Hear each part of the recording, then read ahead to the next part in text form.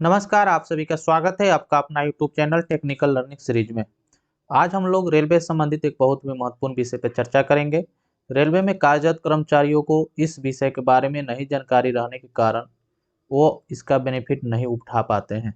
Railway में बहुत सारे ऐसे कर्मचारी हैं जो रात दिन मेहनत तो करते हैं, लेकिन अपने अधिकार को नहीं जानते हैं, रेलवे नियम एवं कानून को नहीं जानते हैं, जिस कारण उनको बहुत सारे सुविधाओं का लाभ नहीं मिल पाता है।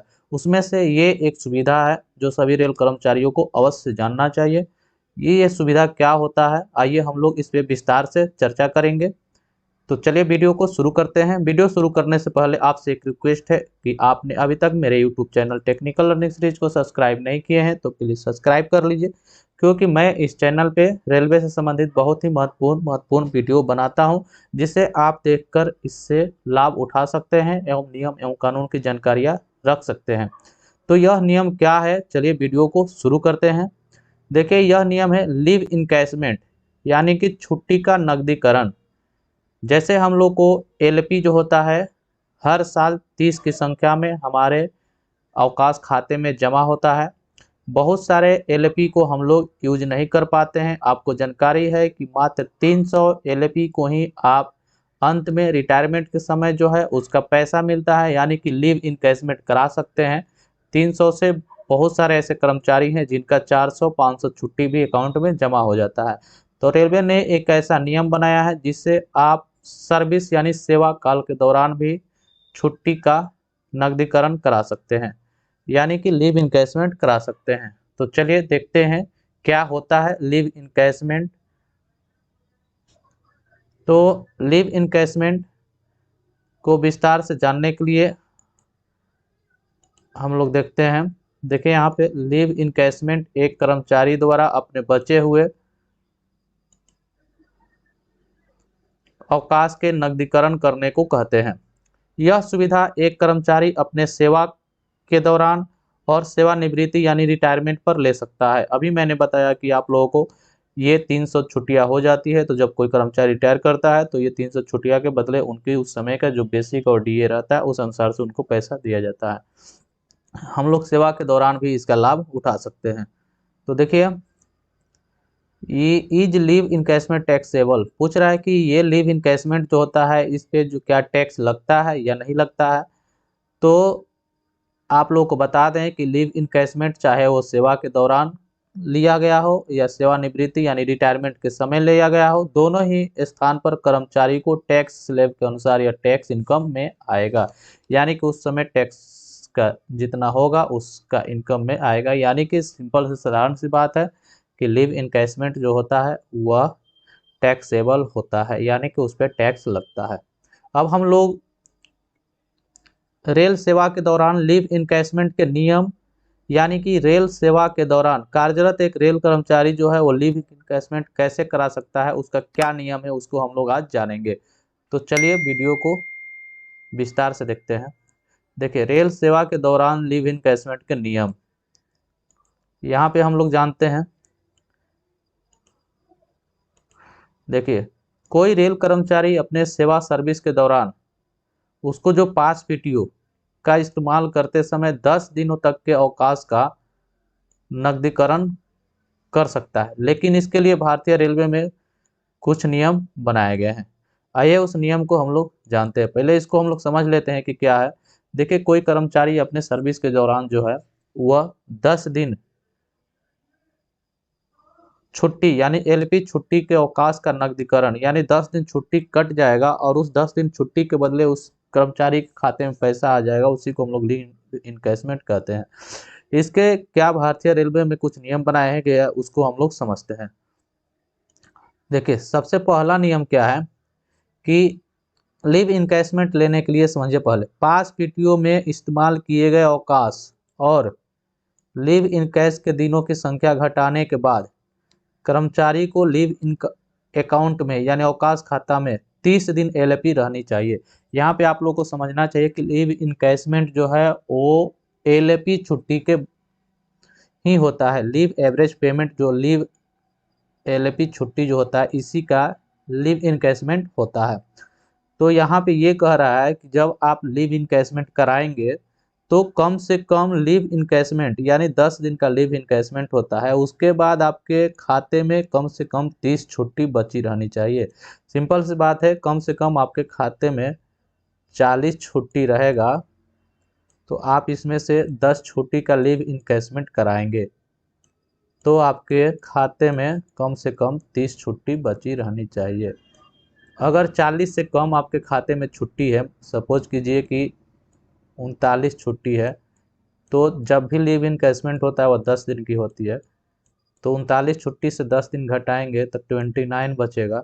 इसलिए यह आपको लीव इनकैशमेंट यहाँ पे आप नहीं करा सकते हैं। कम से कम आपके खाते में 40 छुट्टी हो, उसमें से 10 छुट्टी लेंगे, उसके बाद आपको 30 छुट्टी बचे रहना चाहिए। तो आप समझ गए कि आपके खाते में कम से कम 40 छुट्टी होनी चाहिए, उसके बाद आपको 10 छुट्टी का लीव इनकैशमेंट कराएंगे, उसके बाद 30 छुट्टी बचे रहना चाहिए।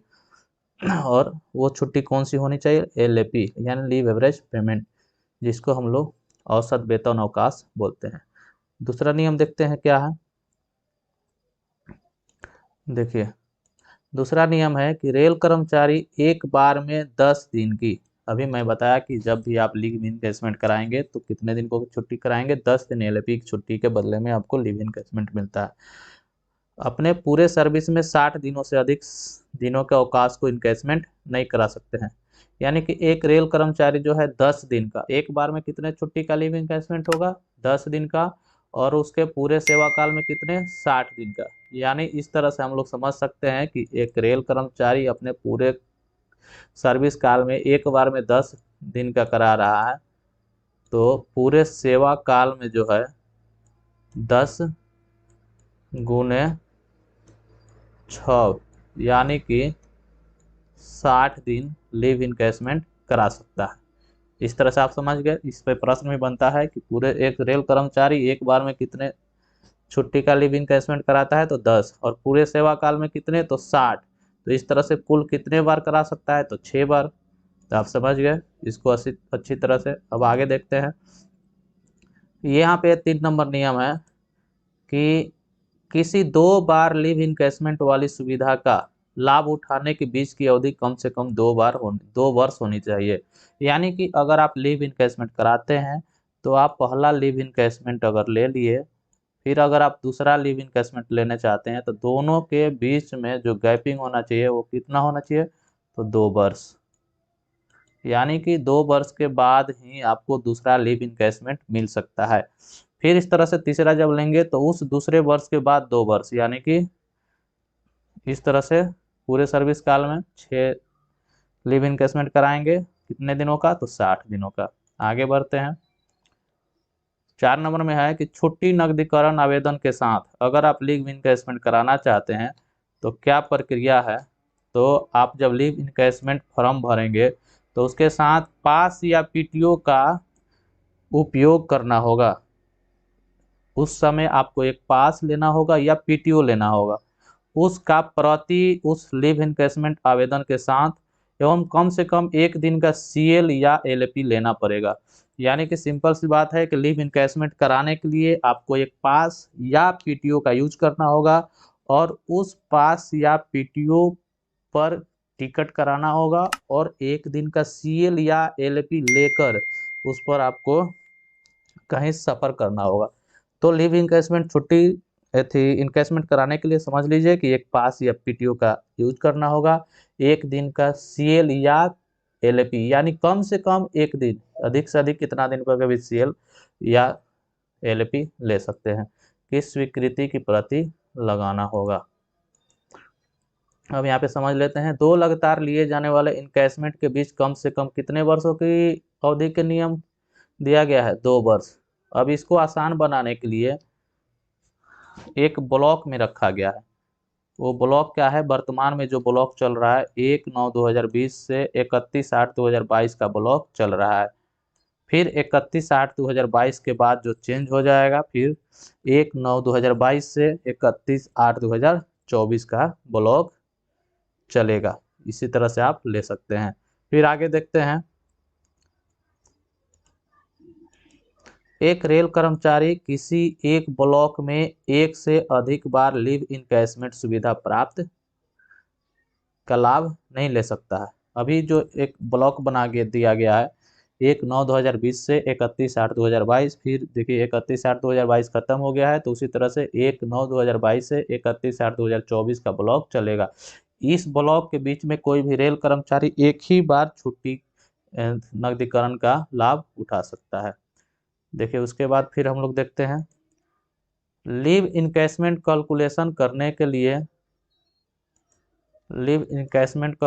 करने के लिए पास पीटीओ लेते समय कर्मचारी के मूल वेतन और महंगाई भत्ता प्रतिशत को लिया जाता है। जब आप पास लेंगे लीव इनकैशमेंट कराने के लिए, उस समय आपका जो मूल वेतन होगा और महंगाई भत्ता होगा, उसी पर आपको लीव इनकैशमेंट की सुविधा दी जाएगी। देखिए लीव छुट्टी नकदीकरण का फार्मूला क्या होता है कि आपका जितना बेसिक होगा प्लस जितना उस समय का डीए होगा, दोनों को जोड़ के भाग करेंगे 30 दिन से, और जितना आएगा उसमें मल्टीप्लाई कर देंगे 10 से। यानी कि इस तरह से लीव इनकैशमेंट 10 दिन का ही होता है। तो इस तरह से मैं आशा करता हूं कि लीव इनकैशमेंट छुट्टी के बारे में आपको बहुत अच्छी जानकारी मिली होगी। अगर वीडियो अच्छा लगे तो प्लीज़ वीडियो को लाइक सब्सक्राइब जरूर कर दीजिए एवं अपने दोस्तों के साथ शेयर करना नहीं भूलें। मिलते हैं कैसे ही अगले वीडियो में, जब तक के लिए धन्यवाद।